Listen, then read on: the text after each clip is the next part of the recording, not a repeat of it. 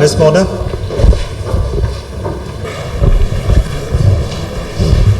Mona Khan from Independent Urdu. My question is from DG ISPR. Sir, what response and options are available to Pakistan in wake of your yesterday press briefing? Please. We are monitoring the situation very carefully in all domains. And accordingly, our responses and countermeasures in all domains are ready. And as you must have seen in the declaration of the National Security Council, the statement of the government of Pakistan that came last night also, that there will be decisive and assured actions. I will not go into the details, but rest assured, the people of Pakistan, with its full resolve, will defend the territorial integrity and sovereignty of Pakistan at all cost. I'll just add to what Lieutenant General Sharif said, that Pakistan will exercise restraint for the purpose of regional peace, but, and that is very clear, if provoked, and any action from the other side will be responded in a befitting manner and in a stronger way. Thank you. Aga Ikrar Sahab. Sir, my question, thank you so much, Aga Ikrar from DND News Agency. My question is to DG ISPR. Sir, yesterday and even today, you have with the facts and figures and with audios, you shared how Indian Army, not the intelligence agency, the Indian Army is involved in cross-border terrorism in Pakistan. What next now? For how long Pakistan would face this situation when the Indian Army is directly involved, paying people with the documentation? You have shared everything. So what would be next now?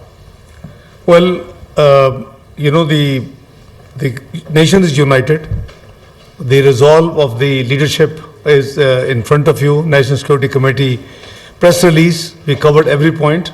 We discussed in totality. And I must compliment all political parties who represent in the federation, federating units, all federating units in the Senate of Pakistan, which is a symbol of federation. There is the unanimous resolution, including, I'm repeating, all political parties. And I think the message was loud and clear that in terms of our sovereignty or territorial integrity, there is no compromise. And we are one, united, and with clear resolve that if any provocation takes place, then, don't blame us. And this is the message we have given while, communicating with world leaders in the last few days. Thank you. And Ms. Sumera. Just to add with reference to the evidence that you talked, this evidence is credible, it is verifiable for any transparent, independent inquiry by any investigators. And Pakistan will take up this case, is taking up and will continue to take up this case of this state-sponsored and abetted terrorism with all forums, including the international community. Thank you very much, spokesperson. This is Sumera Khan from Sama Television. Sir, I have a two-pronged question. One is from the respected DG and the other is posing at Deputy Prime Minister and Foreign Minister. DG, if we talk about kinetic measures, we are right now engaged significantly eastern border and western border as well. So the terrorist might be thinking, terrorist who's operating right now significantly from across the border, if you talk about Afghanistan, I'm forced to name this country as well right now. So what is our situation? Are we stretching our army at two borders? What's our strategy to deal with this two-pronged kinetic strategy? And Foreign Minister, I'm seeing you discussing the entire situation with a lot of world leaders, and you have been day in, day out, you are speaking to them. But to my shock and wonder, I did not see any statement from any country that is condemning that India is not presenting substantial evidence of Pahalgam attack And yes, they are offering their condolences to the victims, we do, but where is the demand for evidence from India, and what forums exactly we are seeking to put up this question? And as DG has highlighted, that state-sponsored terrorism from India, what exactly we are going to do about it? Thank you so much. General Sahab, आप पहले का सवाल दीजिए, मैं I'll answer the second half. Pakistan Army and Pakistan Armed Forces and law enforcement, we are a battle-hardened army. So, it may be a ploy, it may be a tactic, it may be a desire, a strategy for them to engage militarily on the eastern front so as to create space along the western border. But Pakistan Armed Forces, its law enforcement, intelligence, security agencies are fully capable of taking all these threats simultaneously with full force and effectivity. And its manifestation you just have seen in the last few days.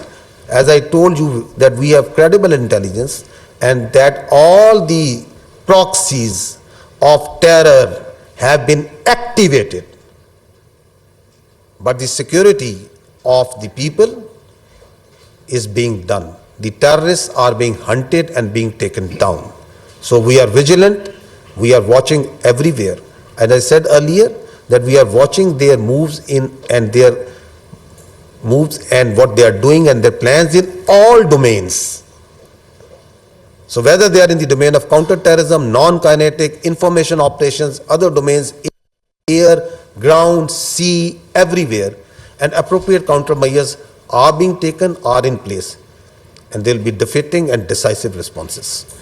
The second question, you see the reaction of the diplomatic is always incident specific.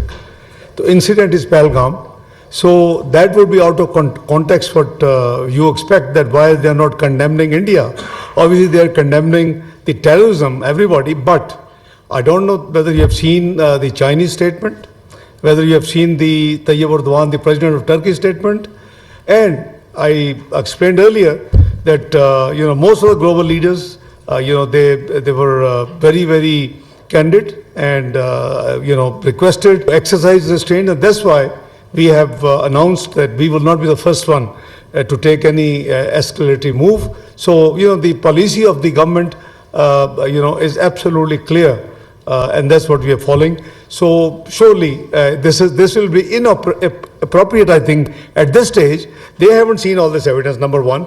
The discussion right now is focused on an incident. So, it will be out of context if somebody goes out of the way and starts condemning why you're not dealing with all these things. So this is for your education to sharing with the media, with the nation, with the international community, that's what Jan Saab and spokesperson have tried to just run you through. Thank you.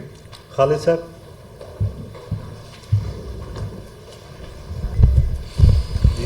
Khalid Mahmood ji express TV से। General साहब, एक technical सा सवाल है कि जो दोनों मालिक के दरमियान साइबर और इलेक्ट्रॉनिक वारफेयर में जो कंपैरिजन है, पाकिस्तान वहाँ पे कहाँ खड़ा है? और दूसरा मेरा सवाल है डिप्टी प्राइम मिनिस्टर साहब से कि इंडियन मीडिया जो है वो अभी से जो लास्ट ऑप्शन है उसको इस्तेमाल करने की बातें कर रहा है। क्या ऐसा कोई मुमकिन है या ऐसा कोई खदशा जाहिर किया जा रहा है कि पाकिस्तान भी वो लास्ट ऑप्शन इस्तेमाल कर सकता है? Let me, before General Saab adds on, as for the warfare comparison is concerned, I think the conventional warfare comparison is over on 28th of May 1998. You are a nuclear power and so is India. Again, at that time, we were not the first one. They, exploded 5 devices. There was a lot of, offers from the world leaders, including President Clinton and many others. And Pakistan leadership, Mr. Muhammad Nawaz Sharif was the Prime Minister of Pakistan. We accompanied on 28th of May in NDC, where General Jagir Kramal gave a briefing. What you asked, comparative warfare. So the decision was we have to go and respond to represent the sentiments of the nation as well. So number one, so you are a nuclear power and you are recognized as a missile power as well. So no worries at all. Warfare is very much there, but when you say last option, if you are referring to the nuclear option, So obviously there is a national command authority in place in Pakistan, like all the countries who are nuclear, and it is their domain that in such eventuality that national command authority would meet, where again Prime Minister on the leadership of Prime Minister Shahbaz Sharif, the both the civil and military leadership who are the members of that command authority under the law of the land, they will sit and decide. Ji, ma'am. You want to add something? On these particular domains that in which the comparison, I think this is not the forum to discuss that in cyber domain, electronic warfare domain, in the firepower domain, in the information domain, in the other domains, we start doing a comparison of 2-3 countries and pass at this time. I think this is not the forum right now.